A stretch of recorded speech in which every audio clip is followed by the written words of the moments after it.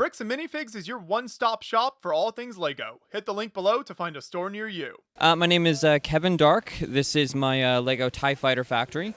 For those that have played Force Unleashed, there was a level in it that was a TIE Fighter factory. This was something pointed out to me by people on the internet.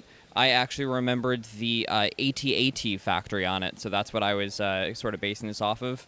I always thought it was just a really cool concept to build something that, moving. I do a lot of building things, or a lot of moving things. There's also a video game, Portal 2, where there's an entire level where you're in a factory of sentry bots being assembled, and there's lots of assembly lines going all over you. And I just thought that was so cool, so I wanted to try to kind of create something to recreate that. So this up here, the top conveyor belt, was sort of the initial start of this. I had to do a lot of testing on this because I couldn't figure out, or I couldn't find something that already existed that would do what I wanted to do. And so once I did a lot of testing and made sure that that could work, then everything else just sort of came into place on it. And there's so much to look at here. I love that. So you've got kind of the two main moving conveyor belts there. What's kind of driving all that behind the scenes? So the belt on the top here is run by two motors in the back. It's a pretty simple system. There's just a belt going around, and then every now and then there's a little track link on it. So these actually just kind of pop right off, and you put them on, and then the track link just pushes them around. And this bottom assembly line here, that one was actually a lot harder. I don't tend to put a lot of Mindstorms into larger builds. I spent a while trying to figure out a way to do this mechanically, but I couldn't figure out a way that wouldn't break down constantly. So this was actually my first real working of a Mindstorm into a larger system build. It ended up being way simpler than I thought it was. I'm going to definitely do Mindstorm on a lot more stuff, but so there's just two Mindstorm motors on there. One turns it, the other one brings it down, pulls it back up. It's very effective. And what else do we have happening kind of on the sort of factory floor here? Yeah, so when I do builds, I like to try to think of them as either a freeze frame, where everything's still, or motion, where things are moving. So I like to try to have things that are still, like people and things like that, just sort of have it be reasonable that they would be not moving a lot. So for the I guess you can call it like a tram at the front there, where it's bringing the central pods for the TIE fighters, I needed a reason for that not to be currently moving. So I created a bit of a work hazard here, where one of the new employees has spilled some crates in front of the track, so the tram has to stop, and there are other employees around chewing them out. I have a lot of little scenes going around. In the back there, I have a couple of droids having a little conversation, some more down below. This level down here, there is the cantina, where you have employees lining up for their meal. They're having some pizza. Let's see, further down there.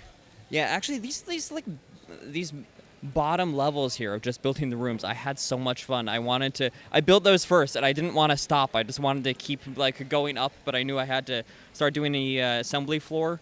But on the level below that, actually, there's a section where there's a molten steel being poured into molds, and then next to that is a assembly line of TIE Fighter helmets. So all sorts of factory units going on here. Oh yeah. I wanted to create as many little things as possible. On the floor above that, I know he's already moved past it, but I have an armory, just a general pipe room, because you can't have a factory without a pipe room, and then a bathroom, because nobody ever builds any bathrooms into Star Wars builds. And of course, there's the toilet overflew, and the factory employee there is getting a protocol droid to clean up the mess. I love that. So even with a super sort of industrial design, you have a lot of fun and some fun scenes throughout it here. Yeah, I think that's something I wanted to work into. I didn't want it to be like an overly serious build. I wanted to have a lot of little, because, I mean, Star Wars people, they're just people. They got lives, they got stuff to do, they got work hazards. Everyone here is just on their 9 to 5, so. And another part of this is kind of the top section. So you've got some nice greebling around the edges, and then what's happening on top? Yeah, so I wanted to create the look that I'm I'm cutting something in half. You know, like there's old books where it would show you like a car cut in half or something like. That's what I wanted for this. The initial build that I built for the ceiling here, it had to be thick in order to be structurally supported. Like there's a Technic frame going through the whole thing. In the original build, it was just solid, and I didn't quite like the look of that. So it was a friend of mine that gave me an idea to do the greebling. So I just put one thin layer of plates in there, just covered in greeblings. And then on the top, I wanted to show you like the top of the factory. So there's 2 full landing pads for TIE fighters, and then 2 partial ones in the back there. And then there's one landed TIE fighter, and then there's a couple of ground crew there, and lots of little bric-a-brac of things that would be happening at an airfield. And the TIE fighter is my own design on it. The wings and everything in this was my own design. And tell us a little bit about that design here, because obviously that's kind of a big part with those rotating around there. What pieces did you use for that? Oh yeah, here, I'll pop one off and show you here. So you can kind of see like an idea of how this is assembled here. Ooh, I hope I don't break this here. Okay, I can break it a little bit. Yeah, so you can see I built it in 6 different sections, and they all just kind of clip together here. It's a very tight connection. If you drop one, they will explode. But yeah, it was something that I was amazed managed to actually work.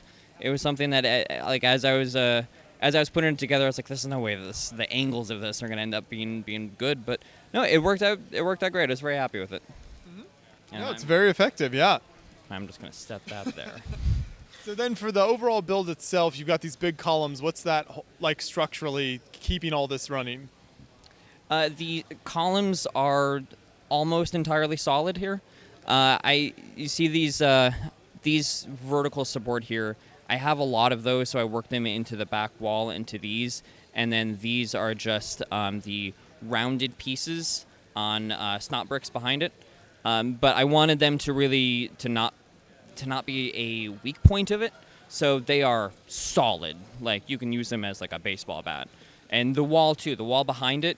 My biggest concern was just that it was going to be too heavy to transport, because it is like 8 bricks of just solid brick.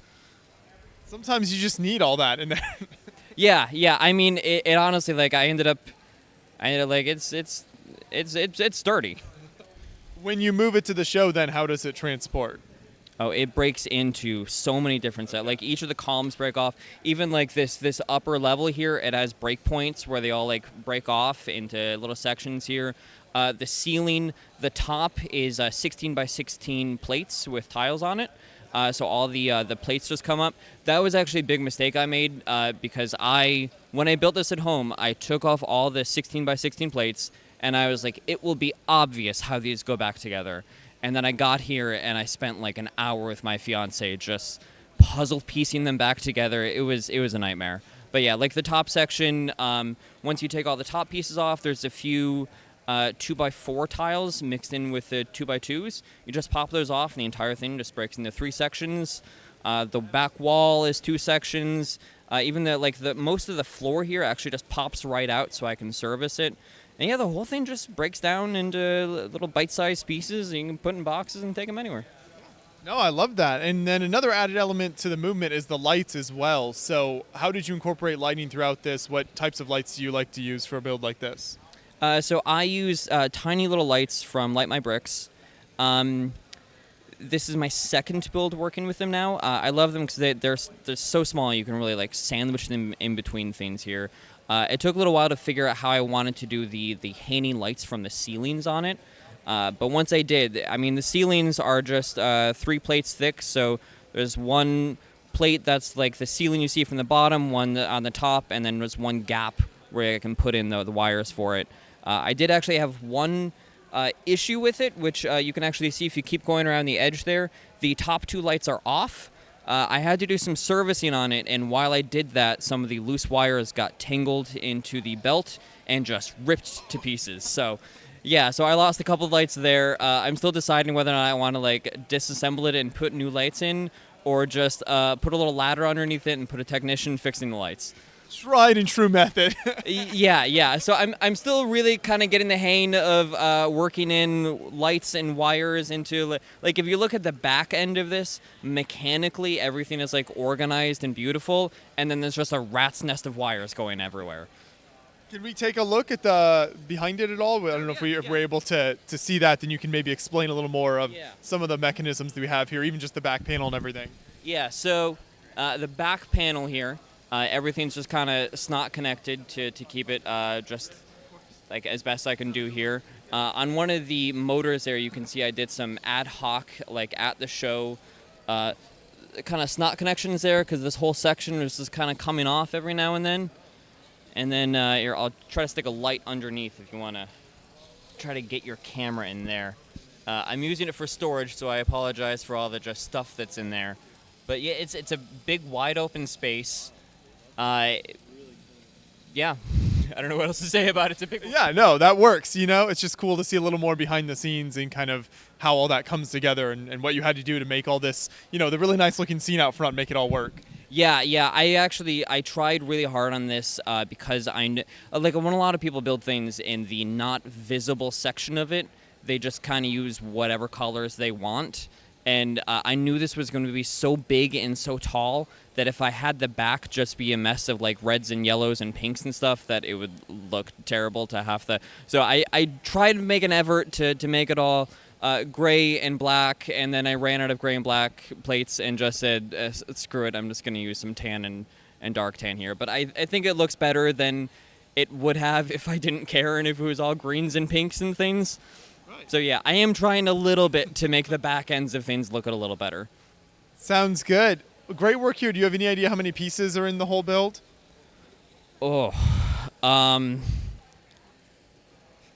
I mean, I build really dense, and I build with a lot of little pieces.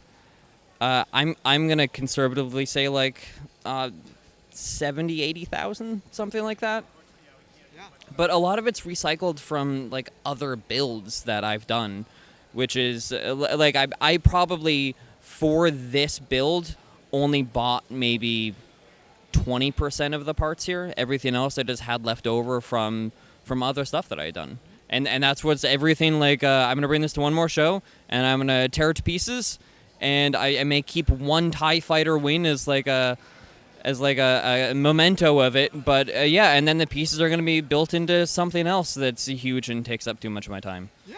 No, I mean, that's important. You only have so much space. You only have so many pieces. So I think sometimes people are amazed that anyone would be able to take this stuff apart. But, I mean, that's just the reality of it unless you want to have some massive room where you store everything. Yeah, that's what people online are always like, how could you take this apart? And I'm like, am I just supposed to have a 6-foot castle just sitting in my living room for the rest of my life? I want to do other things with it, and I have other things I need to put in my living room.